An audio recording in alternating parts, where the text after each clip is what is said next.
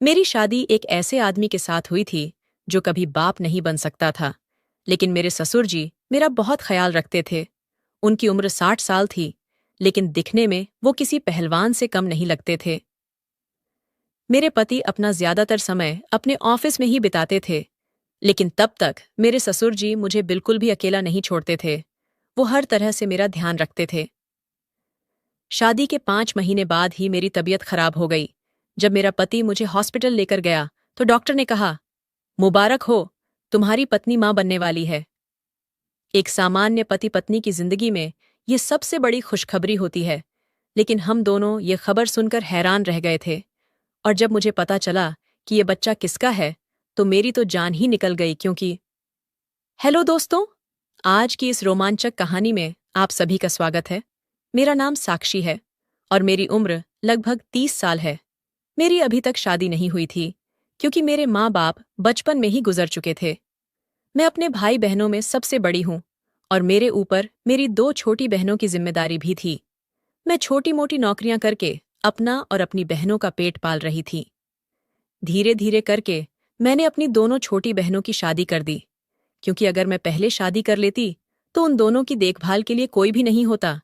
इसलिए सही उम्र में मैंने उन दोनों को विदा कर दिया। अब घर में मैं अकेली ही रह गई थी। इस अकेलेपन की वजह से अब मुझे भी किसी साथी की जरूरत मालूम होती थी। मुझे अपनी जिंदगी में एक ऐसे साथी की जरूरत थी जो मेरी तन्हाई को दूर करके मेरी जिंदगी खुशियों से भर दे। वैसे तो यह सब सोचना माँ बाप की जिम्मेदारी होती है, लेकिन मेरे माता पिता तो बहुत पहले ही मुझे छोड़कर जा चुके थे। मेरी उम्र भी थोड़ी ज्यादा हो गई थी, इसलिए अब मेरे पास कोई अच्छा रिश्ता भी नहीं आता था। एक दिन मैं बाजार गई थी, तो वहां मुझे मेरी पुरानी सहेली मिल गई। उसकी शादी हो चुकी थी और बच्चे भी हो गए थे। वो मुझसे मेरी शादी के बारे में पूछने लग गई, तो मैंने भी उसे बातों ही बातों में सब बता दिया। काफी देर तक बात होने के बाद उसने मुझे बताया कि उसका एक भाई है जिसकी उम्र लगभग 40 साल हो चुकी है। उसकी शादी हुई थी, पर उसकी पत्नी उसे छोड़कर अपने मायके चली गई, क्योंकि वो कभी बाप नहीं बन सकता।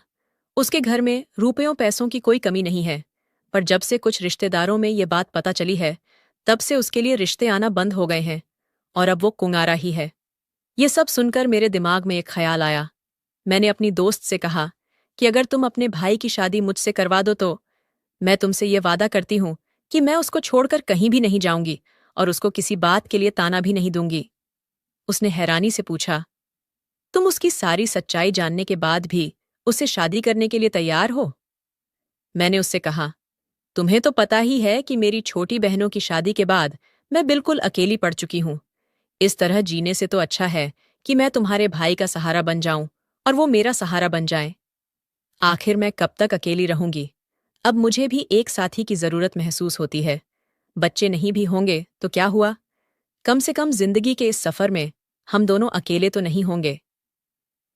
मेरी सहेली मेरी बात सुनकर बहुत खुश हुई। वो बोली, अगर तुम्हें मंजूर है तो मुझे भी कोई दिक्कत नहीं है, और वैसे भी उस घर में एक औरत की जरूरत है। उनकी माँ भी बहुत पहले गुजर चुकी है और अब वो अपने बूढ़े पिता के साथ रहते हैं। अगर तुम उस घर में चली जाओगी तो उस घर की रौनक वापस लौट आएगी। फिर वो बोली, अब मैं अपने भाई से बात करके तुम्हें बताऊंगी, और वैसे भी तुम अब इस शादी को पक्का ही समझो, क्योंकि मेरे भाई को तुम्हारी जैसी लड़की की ही जरूरत है। वो इस रिश्ते को मना नहीं करेगा। 1-2 दिन बाद मेरी सहेली मेरे घर आई और इस बार वो बहुत ज्यादा खुश थी। उसने कहा, मेरा भाई तुमसे शादी करने के लिए तैयार है, पर उन्होंने एक शर्त रखी है। मैंने घबराकर पूछा कि क्या शर्त रखी है? उसने कहा, मेरा भाई बस इतना चाहता है कि दुनिया वालों को कभी भी उसकी बीमारी का पता न चले। मैंने कहा, तुम फिक्र मत करो, मैं ये बात कभी किसी को नहीं बताऊंगी। अगले कुछ दिनों बाद मेरी और सचिन की शादी करवा दी गई। मेरे सारे रिश्तेदार यह सोच सोच कर परेशान थे कि इस अकेली लड़की को इतना अच्छा रिश्ता कहाँ से मिल गया। मैंने अपने पति के नाम मर्द होने वाली बात अपनी बहनों को भी नहीं बताई थी। मेरे पति का यह राज मेरे सीने में ही दफन हो गया था। हमारी शादी अच्छे से हो गई थी और उसके बाद मैं विदा होकर सचिन के घर आ गई। ससुराल पहुंचते ही मैं हैरान रह गई, क्योंकि ये घर तो एक आलीशान बंगला था जो किसी महल से कम नहीं लग रहा था। मैं सपने में भी नहीं सोच सकती थी कि मेरी शादी इतने अच्छे घर में होगी, इसलिए मैं अंदर ही अंदर बहुत खुश हो रही थी। सारी रस्मों के बाद मैं अपने कमरे में पहुंच गई, जहां हमारी पहली रात की सेज सजाई गई थी। मैं दुल्हन बनी अपने पति का बेसब्री से इंतजार कर रही थी। कुछ देर बाद सचिन कमरे में आए, पर थोड़ा परेशान से लग रहे थे। वो शायद अपने अंदर की कमी की वजह से परेशान थे। मैं उनकी परेशानी समझ चुकी थी, इसलिए मैं उनके पास गई और उन्हें यकीन दिलाया कि ये सारी बातें कभी भी इस कमरे के बाहर नहीं जाएंगी और ना ही मेरी तरफ से आपके ऊपर कोई दबाव आएगा। मेरी इन सारी बातों के बाद सचिन का चेहरा गुलाब की तरह खिल गया था। वो मेरे पास आकर बैठ गए और मेरा हाथ अपने हाथों में ले लिया। उन्होंने मेरे हाथों में एक बड़े हीरे की अंगूठी पहनाई और कहने लगे, साक्षी, तुम मिल गई हो तो ऐसा लग रहा है जैसे सब कुछ मिल गया है। मैं भी बहुत खुश थी, क्योंकि सचिन बहुत ही अच्छे इंसान थे। जब से वो मेरी जिंदगी में आए थे, तब से मेरे साथ सब अच्छा ही हो रहा था। मेरी जिंदगी में भी खुशियां वापस आ गई थीं। सचिन ने मुझे इतना प्यार दिया था कि मैं अपनी पिछली जिंदगी के सारे दुख भूल चुकी थी। सचिन ने मुझे अपनी पहली पत्नी के बारे में भी सब कुछ बताया था। सचिन ने मुझे बताया था कि जब काफी दिनों तक उन्हें कोई बच्चा नहीं हुआ, तो उन दोनों ने डॉक्टर को दिखाया और डॉक्टर ने बताया कि सचिन में बहुत सारी कमियां हैं और वो कभी बाप नहीं बन सकता। जब ये बात सचिन की पहली पत्नी राखी को पता चली, तो वो सचिन को छोड़कर चली गई। इन सब के बाद सचिन पूरी तरह से टूट चुके थे और उन्होंने सोच लिया था कि वो कभी दूसरी शादी नहीं करेंगे। मैं सचिन की परेशानी को अच्छे से समझती थी, पर कहीं न कहीं मेरे मन में भी बच्चे की तमन्ना थी और मुझे यह भी पता था कि यह मुमकिन नहीं है। दिन कुछ इसी तरह बीत रहे थे। मैं खूब मन लगाकर सचिन और उनके पिता की देखभाल करती थी। शाम के समय हम तीनों एक साथ बैठकर चाय पीते थे और रात में एक साथ खाना खाते थे। सचिन एक प्राइवेट जॉब करते थे, इसलिए अक्सर उनको घर आने में लेट हो जाता था। मैं जब भी बोरियत महसूस करती थी, तो मेरे ससुर जी मुझसे बातें करते थे। इस तरह उनका भी दिल बहल जाता था और मेरा वक्त भी गुजर जाता था। एक रात की बात है, सचिन को ऑफिस से आने में बहुत ज्यादा देर हो गई थी। मैं घर का सारा काम करके अपने कमरे में चली गई और मेरी आंख लग गई। कुछ घंटे बाद जब अचानक से मेरी आंख खुली, तो मैंने देखा कि ससुर जी मेरे कमरे में टहल रहे हैं। उन्हें अचानक से अपने कमरे में देखकर मैं चौंक गई और बोली, पापा जी, आप यहाँ क्या कर रहे हैं? तो उन्होंने जवाब दिया, बेटा सचिन अभी तक घर नहीं आया है। मुझे तो उसकी बहुत फिक्र हो रही थी, इसीलिए तुम्हारे कमरे में चला आया कि कहीं तुम अकेलेपन में डर ना जाओ। मुझे उनकी बातों में कोई सच्चाई नहीं दिख रही थी, क्योंकि जब मैं लेटी थी तब मैंने अपने ऊपर एक चादर डाला था जो अब नहीं है। इसका मतलब किसी ने मेरे ऊपर से चादर हटाया है। मैंने उनसे कहा, पापा जी मैं बिल्कुल ठीक हूं, आप फिक्र मत करिए और अपने कमरे में जाइए। जैसे ही सचिन घर आ जाएंगे मैं आपको बता दूंगी। वो बोले, बहू मुझे नींद नहीं आ रही है, क्या तुम मुझसे थोड़ी देर बातें कर सकती हो? उनकी यह बात सुनकर तो मैं और भी ज्यादा चौंक गई थी। मैं कहा, पापा जी बहुत रात हो चुकी है, अब आपको आराम करना चाहिए। मेरे ससुर बोले, ठीक है बेटा, मैं अपने कमरे में जा रहा हूं, लेकिन तुम मुझे एक कप चाय बनाकर दे दो। मैंने उनको एक कप चाय बनाकर दे दी और अपने कमरे में वापस आ गई। उस दिन मुझे अपने ससुर का बर्ताव कुछ अजीब सा लग रहा था। धीरे धीरे मेरी शादी को 4-5 महीने हो चुके थे, पर कुछ दिनों से मुझे महसूस हो रहा था कि मेरी तबीयत कुछ ठीक नहीं है। मेरी हालत देखकर सचिन मुझे डांटने लगे और बोले, तुम बहुत कमजोर हो गई हो, शायद अपने खाने पीने का ख्याल नहीं रखती हो। आज मैं तुम्हें डॉक्टर के पास ले चलूंगा। वो तुम्हें ताकत की दवाइयां दे देंगे, जिससे तुम खाना अच्छे से खाने लगोगी और तुम्हारे अंदर की कमजोरी भी दूर हो जाएगी। मैं डॉक्टर के पास नहीं जाना चाहती थी, पर सचिन ने मेरी बात नहीं सुनी और जबरदस्ती मुझे डॉक्टर के पास ले गए। डॉक्टर ने मेरा चेकअप किया और चेकअप करने के बाद उन्होंने कुछ ऐसा कहा जिसे सुनकर हम दोनों पति पत्नी हैरान रह गए थे। डॉक्टर ने कहा, मुबारक हो, तुम्हारी पत्नी मां बनने वाली है। एक सामान्य पति पत्नी की जिंदगी में यह सबसे बड़ी खुशखबरी होती है। लेकिन हम दोनों यह खबर सुनकर हैरान रह गए थे। मैं और सचिन बहुत अजीब नजरों से एक दूसरे को देख रहे थे, क्योंकि हम दोनों को यह बात बहुत अच्छे से पता थी कि सचिन कभी बाप नहीं बन सकता। तो आखिर यह बच्चा किसका था? सचिन ने उस समय मुझसे कुछ नहीं कहा।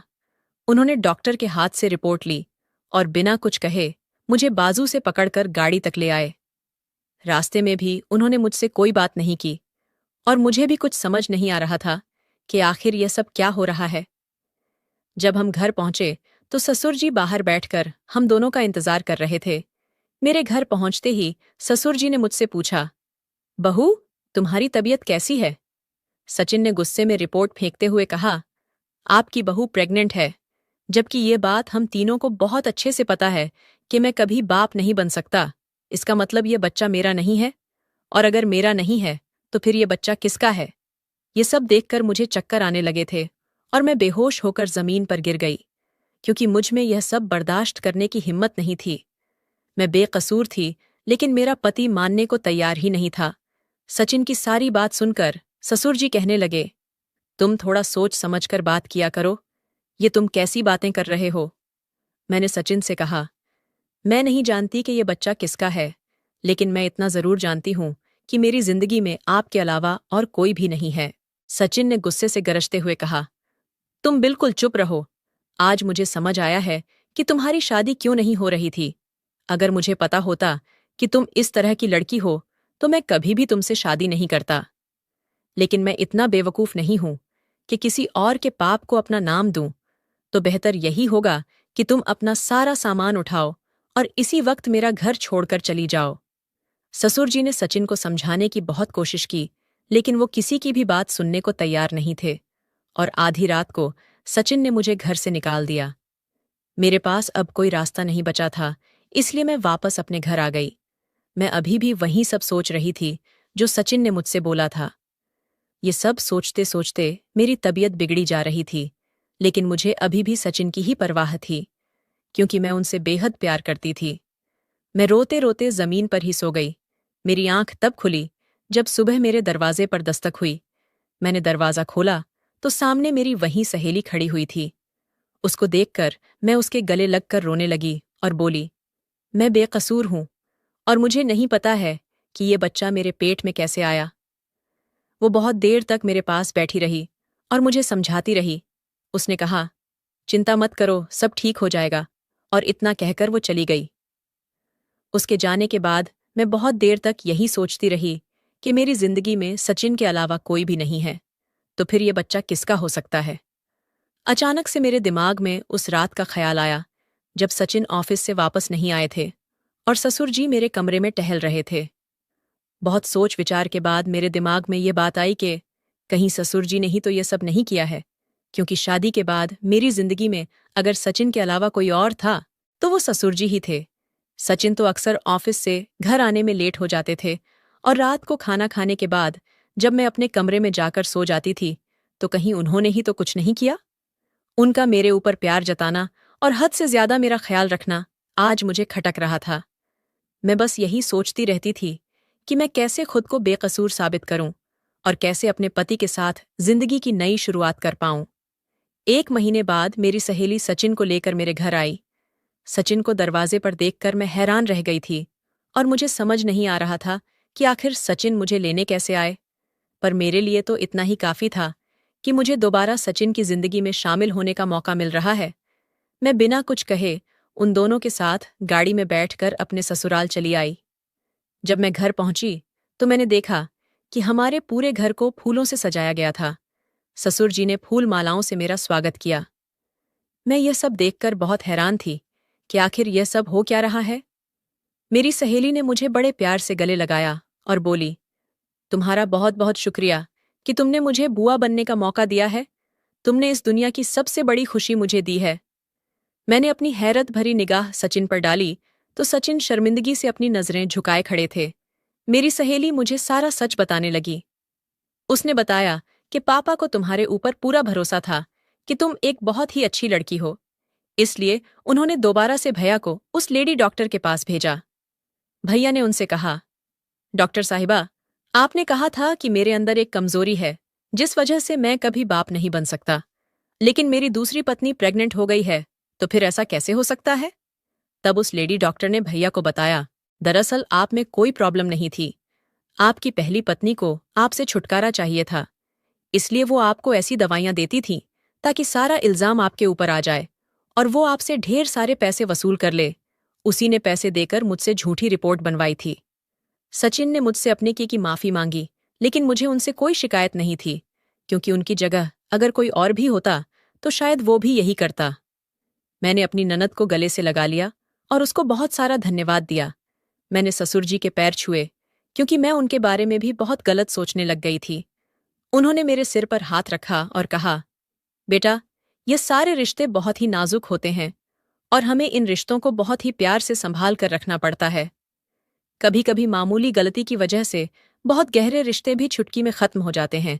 ये घर तुम्हारा है और अब तुम हमेशा इस घर की रानी बन के रहना। कमेंट करके ज़रूर बताइएगा कि आपको ये कहानी कैसी लगी। अगर आपको ये कहानी पसंद आई हो तो इसे लाइक करें और अपने दोस्तों के साथ भी शेयर करें। आगे भी ऐसी रोमांचक कहानियों के लिए हमारे चैनल को सब्सक्राइब करें और बेल आइकन दबाना ना भूलें।